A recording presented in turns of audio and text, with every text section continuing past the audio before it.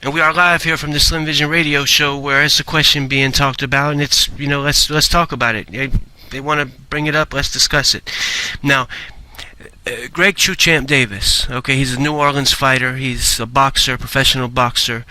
In Kimbo, I mean, it's. I mean, come on, you guys are putting it on my message board. Let's talk about it. Now, Kimbo, I'm okay. Let's okay. I'm a Florida-based radio show. Okay, now it's everybody, every city's proud when they have a champion. Mike Tyson. If you're from Catskill, New York, or if you're wherever you're from, and you have that boxing champion. It's a nice atmosphere around, especially when your boxer fights. Now, I happen to be from Tampa Bay. That's St. Petersburg area, so it's Winky Wright, and Lacey. So I mean, we're pretty much been fortunate to have these fighters out of our state. Now there's Kimbo down in Miami. So just in our little what we call the Bermuda Triangle, we got from Miami to St. Pete to Tampa, we've got these fighters. Where are they coming from? Now there's another one though. I want to talk about this other guy. He's from New Orleans. Okay, he's from East New Orleans. He's from the Ninth Ward. Greg Champ Davis. Now, this guy here, before I talk about him, this should be the next Kimbo fight right here. It only makes sense. I mean, what would Kimbo do? What would Kimbo do to a guy with his same? They're mirror images of each other, but they're opposites. Okay, they're mirror images of each other, meaning, they both came up in the street fighting in the backyard. They both came up, making their money like that, fighting those kind of fights, fights. The only problem is Hurricane Katrina put a damper on what, it put a damper, all right. It put a damper putting the city underwater on what Greg Champ Davis was really trying to accomplish there. It just kind of, the scene just kind of, everybody went their own way after that, and what they were doing back then, around the same time. I mean, it was the same era. This was before Kimbo even, this is when Kimbo was, first starting to blow up really, and they were doing the same thing there, and had it not been for Hurricane Katrina, it might be Greg Champ Davis, giving Kimbo the opportunity to fight him. But now we're seeing it from the other perspective. We're seeing, will Kimbo fight a Greg Champ Davis? That's the question everybody wants to know. How can that fight happen? And what would Kimbo do to a guy that's, that's so mirror image to him, that's so close to him, that's so, they're similar guys, except for the fact where they're opposite at is they're complete opposite. Now, when I mean they're opposite, when it rains, it pours. I mean, they're opposite in the fact, and, Kimbo's an intimidating fella. Now, if you were to look at TC, you're like, this guy here he's a model. This guy's not a fighter, he's a model. He's a, there's no way this guy, you look at him, I mean, he's a, he's 208 pounds, he's 6'1", he's 208, 208, and he's 6'1", but you don't, when you look at Kimbo, Kimbo looks like a fighter. Kimbo looks like Kimbo's a scary guy, he's an intimidating guy, okay? But when you look at a Greg Champ Davis, you just don't, it's interesting, because when I met him for the first time, and I was speaking to him, class. What defines this guy? Class defines this guy. 2 words or less are one of my best here from Slim Visions. Class. That defines Greg Champ Davis. And just to hear what he had to say, just to hear his, they're two guys, and he didn't have anything bad to say about Kimbo. It was all respect. It was all mutual love. And, one thing where he hit on is he touched base with what is good for boxing. It's not what's good for Greg Champ Davis. It's what is good for the sport of boxing. Okay, and to see his reaction when Kimbo switched from MMA to boxing, you couldn't have seen a more proud guy than Greg Champ Davis for Kimbo. Okay, so that was because he let's just face it, Greg True Champ Davis has been cut short. Okay, he's been cut short. He's been denied. He's been, and in Greg True Champ Davis, what he's thinking right now is that this happened for a reason. Kimbo's into pro boxing because that's what he is.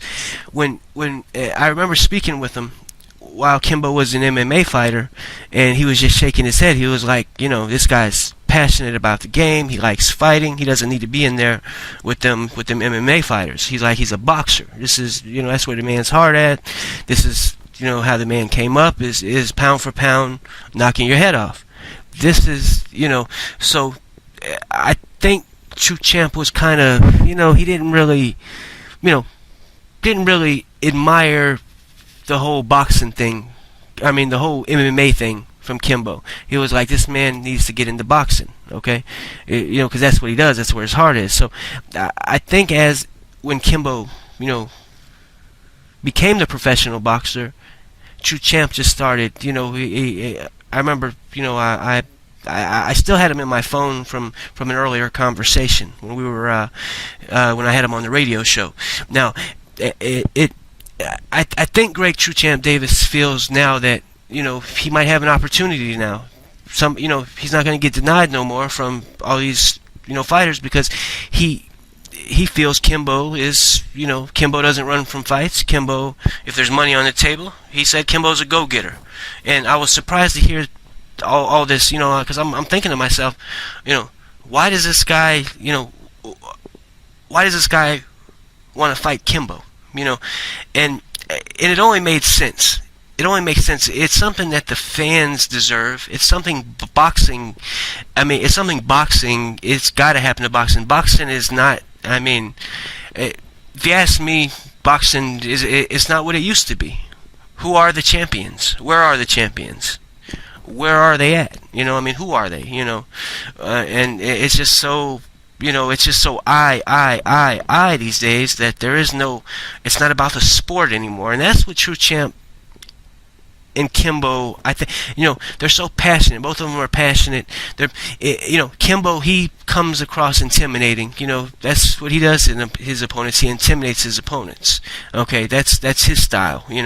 True Champ, I think, gets in the heads of his opponents. So they're two different, styles that are colliding. It almost reminds me of, in NFL football, you have like a great Ravens defense going against a hard-hitting, hard-pounding Ravens defense against a best show on turf offense, a real fast offense with a lot of speed and a lot of depth and a lot of, like a Colt, or shoot, let's just talk about it, like a New Orleans Saints offense against a Baltimore Raven defense. You got True Champ from New Orleans, similar in every aspect of his New Orleans Saints, just that run and gun, fast paced, that that talker gets in your head by he sells his tickets with his tongue. True Champ, Kimbo Slice on the other hand, he's selling his tickets with his intimidating. That's how he gets in the head of his opponents, is by being intimidating and a monster like. He's close to a Loch Ness monster. Let's face it. He's Yeti. What do they call him? Yeti. Yeah, that's Kimbo. True Champ, on the other hand, he's, like I said, he's a classy guy though, real classy guy, and I was impressed with him by talking to him after this. After Kimbo became the boxer,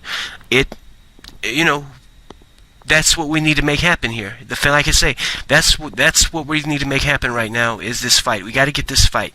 We got to get it set up because, like I said, they're from the same background. What would Kimbo do to a fighter with his same background? Okay, started off in the streets, the backyard boy, the brawler. Let's bring him to the professional ranks. These two guys have cities behind them. I can't say wait, what was the guy? James Wade? Is that who Kimbo just fought? James Wade?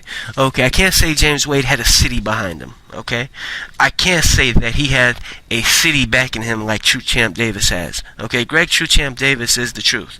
Okay, he's the truth in meaning, his. I'm not saying. Hey, I'm not saying he's can.